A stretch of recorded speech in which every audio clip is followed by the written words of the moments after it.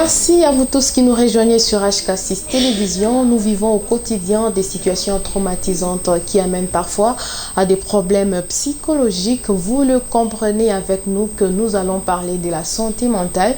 Dans ce nouveau numéro, nous allons nous attarder sur des troubles anxieux.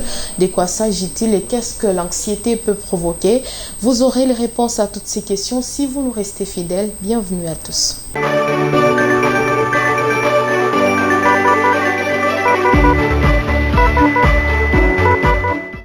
Vous êtes installés pour suivre votre magazine diagnostic qui s'attarde aujourd'hui sur les troubles anxieux. Merci pour cela. Notre invitée s'appelle Rosette Dissachi. Elle est psychologue. C'est avec elle que nous allons parler du sujet qui nous concerne aujourd'hui. Madame, merci de nous accorder cet entretien. C'est moi qui vous remercie, madame. D'entrée de jeu, pouvons-nous savoir c'est quoi les troubles anxieux? Ok, d'accord. Les troubles anxieux, c'est parmi les catégories de troubles psychologiques qui se manifestent particulièrement par des peurs, une persistance d'incertitude, une persistance d'inquiétude, on va dire, incertitude, inquiétude, et dont on a du mal à prendre le contrôle et qui vient au quotidien même apporter certains dysfonctionnements. C'est-à-dire que la personne souffrant de troubles anxieux sera incapable de penser à autre chose qu'à ces sujets-là qui l'inquiètent, à ces sujets-là qui le préoccupent. Donc c'est vraiment des pensées persistantes, ce qui peut regrouper plusieurs thèmes. Ça peut être 2, ça peut être 3. C'est-à-dire qu'une personne peut avoir des inquiétudes persistantes et exagérées sur son état de santé, par exemple, sur ses problèmes professionnels et aussi sur une relation, par exemple. Et donc, la personne devient incapable de vivre normalement. Et donc, c'est ces peurs-là qui prennent le dessus. Parmi les autres signes, nous avons la personne qui est tendue. La personne est tendue et très irritée, moindre chose irrite. Nous avons aussi, parmi les signes, on peut avoir des céphalées, on peut avoir des difficultés d'endormissement ou plusieurs interruptions de sommeil pendant la nuit. Et donc voilà, ça perturbe le quotidien. Et donc, c'est ça que nous appelons troubles anxieux. Et madame, pourriez-vous nous dire, parce qu'au quotidien, nous vivons des situations traumatisantes, quelle différence on peut faire entre l'anxiété et le stress? Quand est-ce qu'on peut savoir qu'on est stressé ou qu'on est anxieux? D'accord. Le stress, en fait, c'est une réaction de l'organisme à un objet ou une situation, bien sûr externe, que l'on perçoit comme une menace, que l'on perçoit comme une exigence, que l'on perçoit aussi comme un challenge, ok? Et donc, c'est une réaction tout à fait normale de l'organisme. Et à ce moment-là, on peut avoir presque les mêmes signes que l'anxiété, c'est-à-dire on devient tendu, on devient irrité, on peut même avoir des palpitations, on peut trembler, bref, ça vient perturber le fonctionnement de l'organisme, mais c'est encore tout à fait naturel, c'est une réaction adaptative qu'on peut observer dans un premier temps. Et c'est plutôt à la longue, lorsque le stress perdure et que la situation ne change pas, à ce moment-là, le corps commence à se fatiguer après avoir voulu résister et c'est là qu'on entre en phase d'épuisement. C'est la même chose pour l'anxiété. Mais sauf que la différence, c'est que l'anxiété, en général, résulte du stress. Mais à ce moment-ci, c'est que la personne elle-même anticipe les événements. C'est qu'après avoir vécu une situation stressante, la personne commence à anticiper, même en l'absence de cette situation ou en l'absence de cet objet. C'est-à-dire que, par exemple, la personne commence à avoir des peurs, la personne commence à avoir des pensées négatives et toutes ces pensées ne sont que produites par l'individu lui-même. Voilà la différence entre stress et anxiété. Madame Dissachi, vous venez de dire que ce sont parfois des réactions de l'organisme. Quand est-ce qu'on peut évoquer la notion de pathologie? D'accord, on évoque la notion de pathologie lorsque c'est souvent la durée en fait qui nous interpelle, parce que c'est tout à fait normal pour quelqu'un d'être stressé ou d'être anxieux. L'anxiété, c'est le quotidien de l'homme. Mais la différence est que la personne qui ne souffre pas d'un trouble anxieux prend le contrôle de ses émotions et arrive à les dominer et puis reprend son train de vie tout naturellement. Mais la personne souffrant de troubles anxieux va rester dans cet état de tension pendant un très long moment. Alors c'est à partir de 6 mois que l'on peut arriver à parler d'un trouble anxieux. Mais parmi les troubles anxieux, nous en avons plusieurs catégories. Nous avons des attaques de panique qui ont des manifestations tout à fait différentes. Nous avons le trouble anxieux généralisé. Nous avons aussi l'état de stress post-traumatique qui est actuellement considéré comme l'un des types de troubles anxieux. Donc, il y a bien sûr certains éléments qui sont tout à fait différents entre eux, mais tout ça s'appelle trouble anxieux et c'est en général ces éléments que nous avons cités au début qui interpellent par rapport au trouble anxieux. Donc à partir de 6 mois déjà, on peut dire que la personne souffre d'un trouble anxieux. Avant les 6 mois, le diagnostic ne peut pas être prononcé à ce sujet. Madame Lissachi, nous sommes dans un milieu professionnel, il y a beaucoup de stress. Comment savoir si on a des problèmes d'anxiété, une raison qui peut nous amener à consulter? D'accord. Alors, effectivement, je dis que c'est autour de 6 mois que l'on va dire que la personne souffre réellement d'un trouble anxieux ou pas. Mais il n'est pas conseillé d'attendre les 6 mois pour aller consulter. Du moment que vous vous rendez compte que vous êtes quotidiennement tendu, du moment que vous vous rendez compte que vous avez des crises d'angoisse, du moment que, au quotidien bien sûr, de façon persistante et constante, du moment que vous vous rendez compte que toutes ces sensations, tous ces symptômes vous empêchent de vivre votre vie au quotidien, c'est-à-dire vous n'arrivez pas à dormir normalement, alors qu'on sait que le sommeil est un facteur très important de la santé. C'est parmi les éléments très importants qui favorisent un bon état de santé. Et donc à ce moment-là, quand on remarque que l'on a passé 2 semaines, voire 1 mois dans la même situation, il est important déjà à ce moment-là d'aller consulter pour qu'on vous aide justement à ne pas arriver jusqu'à ce qu'on appelle un trouble anxieux. Docteur Lissachi, excusez-moi, Madame Lissachi, est-ce que vous pouvez nous dire qu'est-ce que l'anxiété peut provoquer chez une personne? D'accord. Alors l'anxiété, lorsqu'elle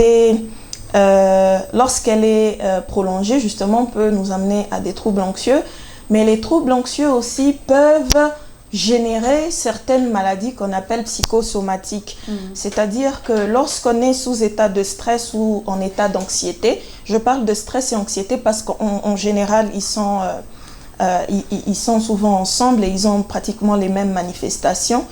Donc à ce moment-là, l'organisme, on va dire, travaille plus que d'habitude. Et c'est comme je l'ai dit au début, à un moment, on arrive à un épuisement de l'organisme. C'est-à-dire que certaines hormones qui étaient sécrétées à dose normale sont plus, donc il y a une quantité plus grande, ou soit il y a un dérèglement où c'est une quantité moins grande, et donc ça crée des perturbations du fonctionnement de l'organisme, et donc on peut arriver aussi à des migraines chroniques, on peut arriver à des ulcères gastriques, on peut arriver à une dépression, on peut arriver à avoir des maladies cardiovasculaires.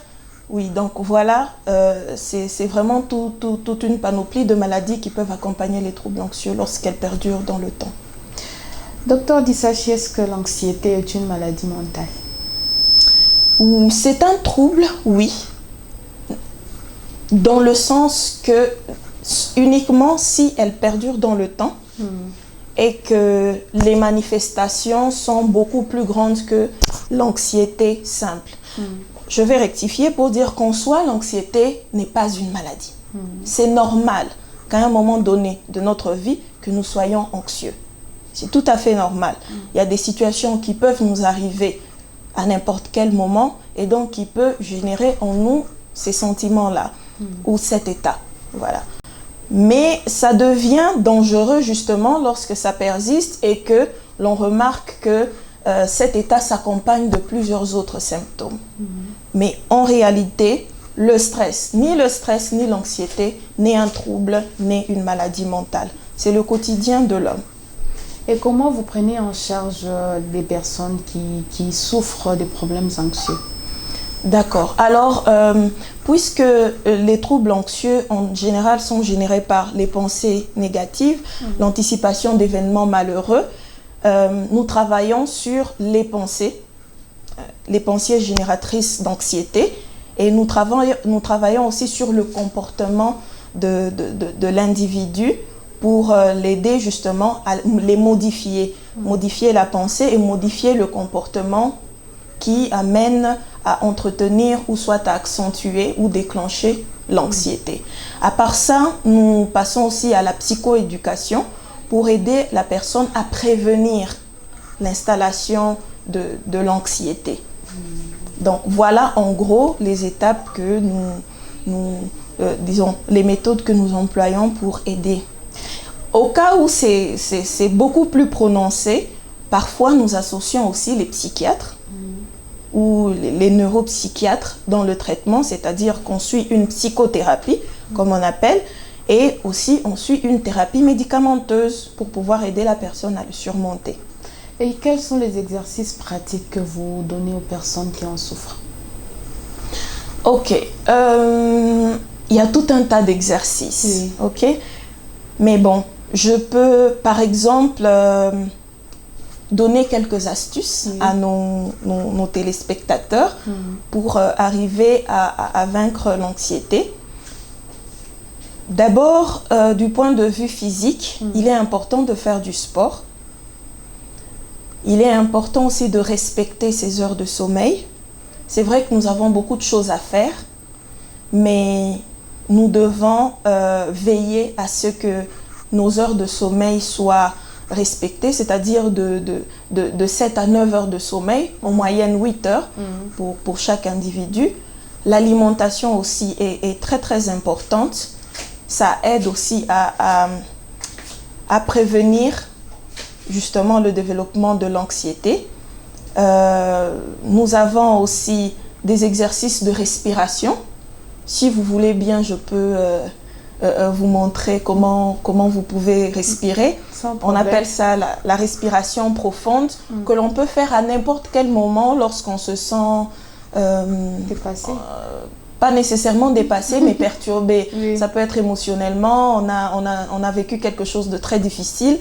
Et donc, on peut faire ces exercices-là déjà au quotidien pour nous aider justement à ce que la charge émotive ne puisse pas s'installer, mais que nous puissions la dégager. Parce que c'est justement l'installation de la charge émotive qui n'a pas pu être évacuée, qui va se développer et arriver à tout ce que nous venons de décrire précédemment.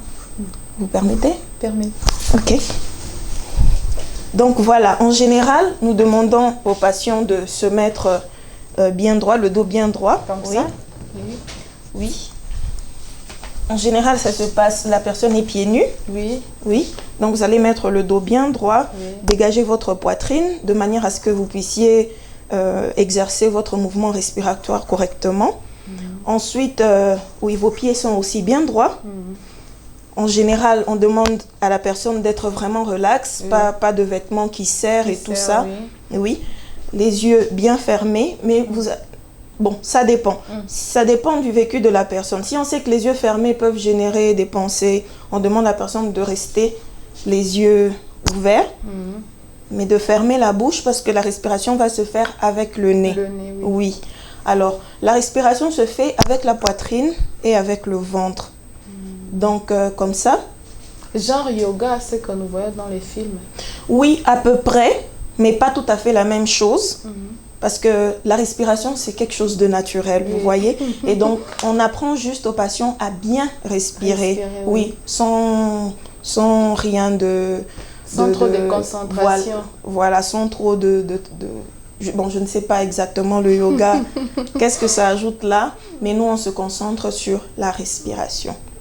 Et donc, on va demander à la personne de respirer très très lentement, Inspirez, prenez très très lentement, tout doucement. Expirez encore tout doucement. Donc vous allez respirer avec le ventre et avec la poitrine, oui. au même moment. Vous prenez de l'air vraiment très très lentement. Vous bloquez un tout petit peu. Et ensuite vous expirez encore très très très lentement. Voilà. En fait, c'est un exercice comme ça, très simple, qui a l'air banal. Mais quand on est stressé, ça semble traîner, non? Qu'est-ce qui tombe? Je ne comprends pas la question. Moi, j'ai l'impression que cet exercice-là traîne. C'est ce qui guérit. Exactement. En fait, quand on est stressé, ça va nous calmer. Oui. Ça permet de calmer et de décharger un peu émotionnellement la personne. Oui. Madame Dissachi, est-ce qu'on peut guérir des troubles d'anxiété? Oui, bien sûr. On peut guérir des troubles d'anxiété. On peut. Face à une personne peut-être qui a vécu des violences sexuelles, la guérison peut s'installer sur combien de temps?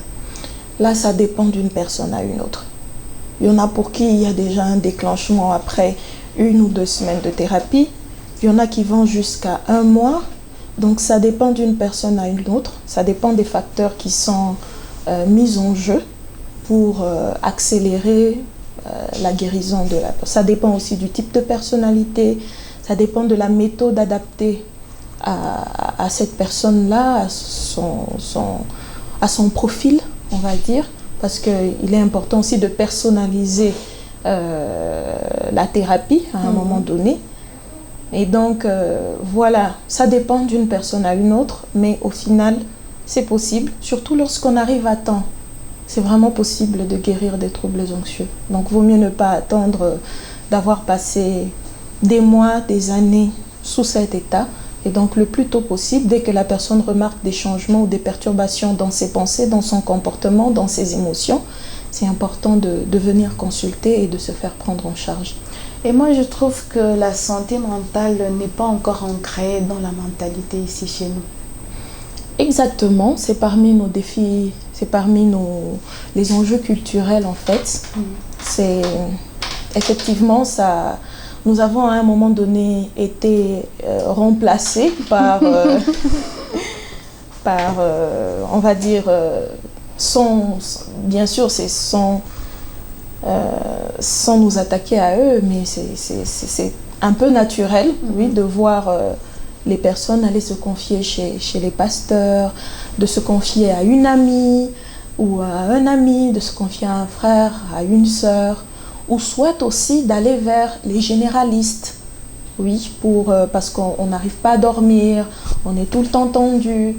Donc c'est un peu normal aussi parce que dans notre environnement, on n'a pas eu... La psychologie n'est pas née, elle est en fait un peu récente dans notre pays. Oui, ça fait qu'il y avait déjà d'autres habitudes qui étaient là bien avant.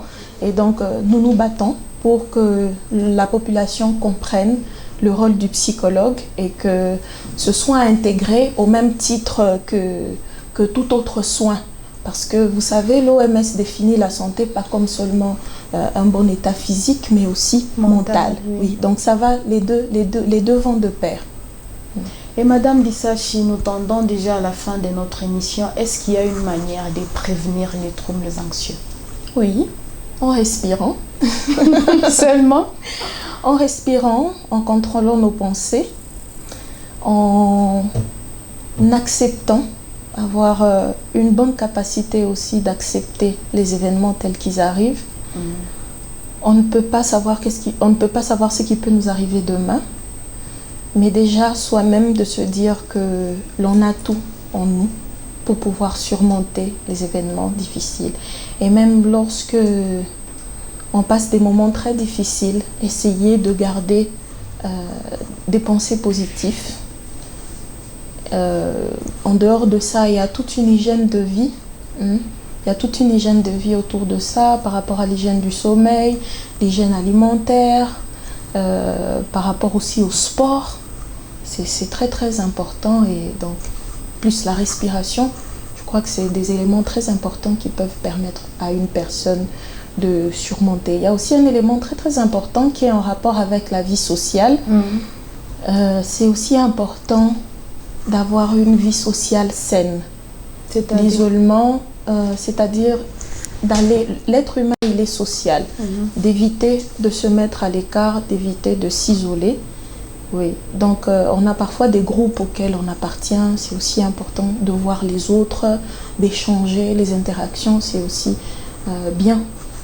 Mais il y a certaines personnes qui gardent leurs problèmes pour elles-mêmes, pensant que le temps aussi peut guérir. Est-ce que vous soutenez cette option-là? Bon, du moment que la personne a le contrôle, il n'y a pas de souci. Mais une fois que la personne se rend compte que ces problèmes commencent à avoir de l'impact sur lui, parmi tous ces symptômes que nous avons décrits, il est important à ce moment-là de se faire aider.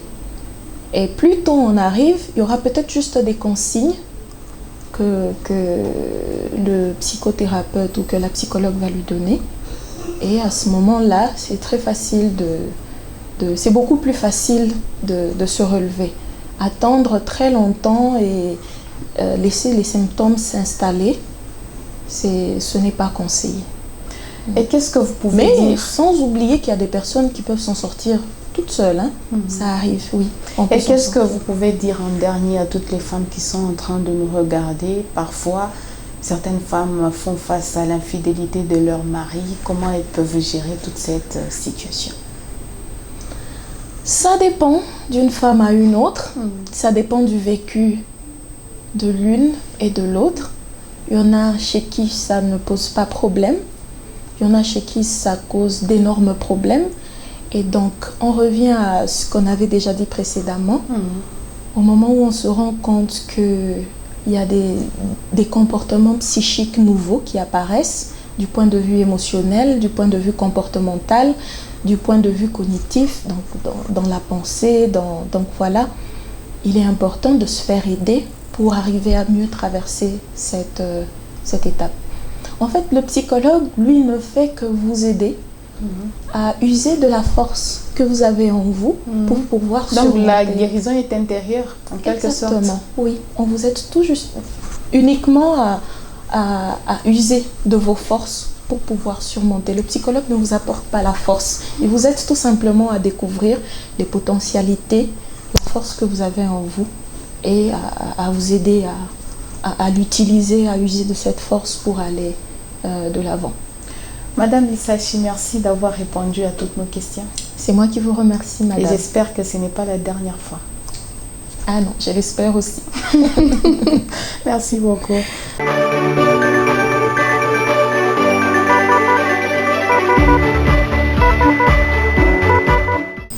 La santé mentale nous a intéressés aujourd'hui. Nous vous remercions pour l'attention que vous nous avez accordée. Nous disons également merci à la grande équipe qui a participé à la réussite de cette émission. Le prochain rendez-vous est fixé au mardi. Au revoir et à la prochaine.